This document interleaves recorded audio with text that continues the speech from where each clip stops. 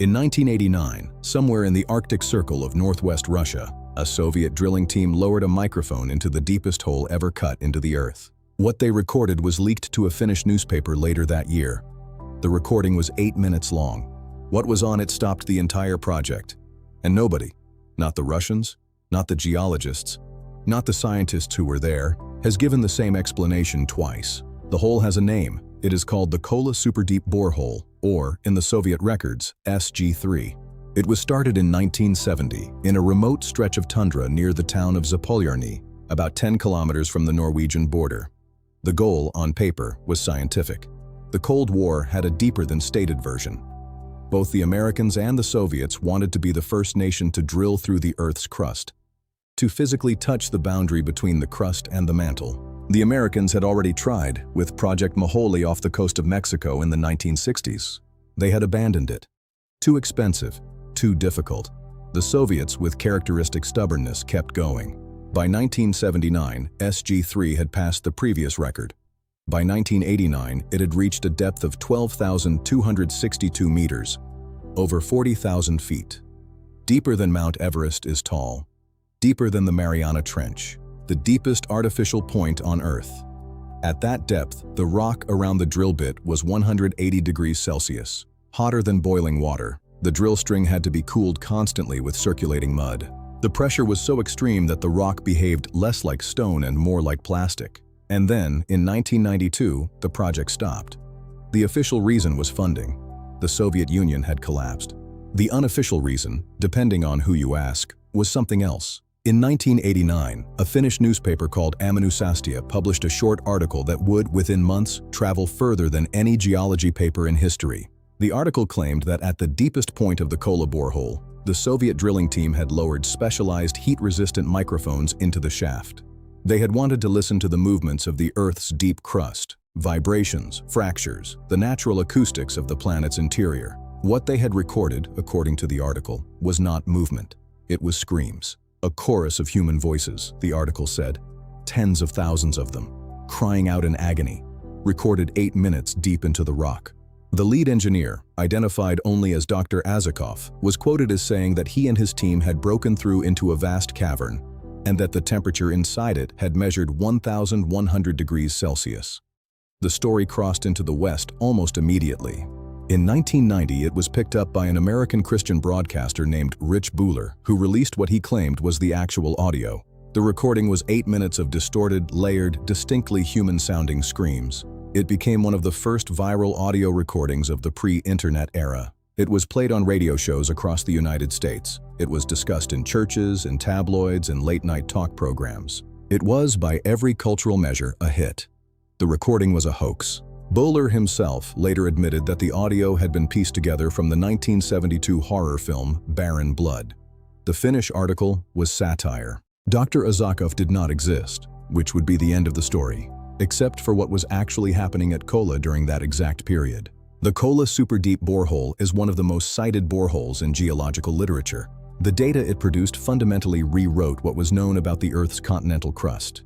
It also produced a list of anomalies that the Soviet geologists did not have an explanation for in 1989, and that the international community has not fully resolved since. The first anomaly was biological. At a depth of 6 kilometers, in rock that was 2.7 billion years old, the drilling team recovered samples that contained microscopic plankton fossils. Plankton lives in the ocean, 6 kilometers down. The fossils should not have been there. They were perfectly preserved, in a layer where no biological material was supposed to exist. The second anomaly was the heat. At 12 kilometers down, the temperature was 180 degrees Celsius. The Soviet models had predicted around 100 degrees. The rock was almost twice as hot as it should have been. This is what eventually stopped the drilling, mechanically. The heat began to behave like a liquid environment. The third anomaly was the gas. The deeper the borehole went, the more free hydrogen gas the team encountered. At extreme depths, the mud being pumped back up was, in the words of one Soviet geologist, boiling with hydrogen. Hydrogen at that volume, at that depth, in that kind of rock, was not predicted by any pre-1989 model of the Earth's crust. The fourth anomaly was acoustic. The drilling crew did in fact lower seismic listening equipment into the borehole. The recordings, declassified in fragments after 1992, captured what Russian geologists later described as anomalous, low-frequency vibrations. Not screaming, not voices, but a pattern of subaudible sound, slow, rhythmic, sustained, for which the team had no immediate geological explanation. No published paper has ever fully accounted for those recordings. They are still, by official Russian designation, classified. So what was at the bottom of the Kola Superdeep borehole? There are three serious answers. The first is purely geological. Everything observed at Kola, the fossils, the hydrogen, the heat, the strange vibrations, has a plausible scientific explanation. This is the position of most Western geologists. It is the simplest explanation. It is almost certainly correct. The second answer is institutional. The Soviet team did encounter phenomena they did not understand. Not all of their data was published. The 1990s collapse of Russian academic infrastructure meant that hundreds of cores, recordings, and field reports were never analyzed.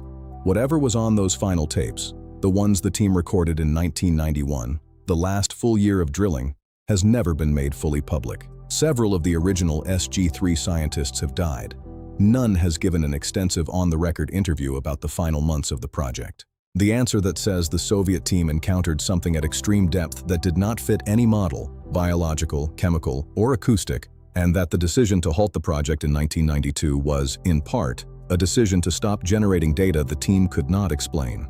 There is no evidence for this third answer. There is also, conspicuously, no remaining infrastructure at Kola to continue the work. The drilling tower was dismantled in 2008. The wellhead was welded shut. The site today is abandoned and slowly being reclaimed by the tundra. There is a postscript to the Kola story that does not get told often. In 2020, China began construction on a new ultra-deep borehole project.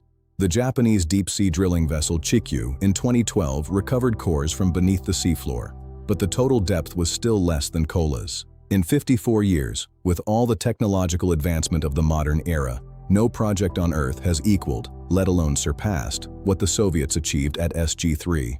The unofficial reason, the one whispered, never written, is that the Kola team's final unpublished data contains observations that nobody is in a hurry to replicate. The wellhead at SG-3 is still there. It is still sealed. It is monitored by a single rotating contractor, once a year, to check the cap. Nobody knows what they are checking for. Nobody has asked. If you want to keep exploring the mysteries science still can't fully explain, subscribe to Oddiverse. Step into the things they don't want you to see.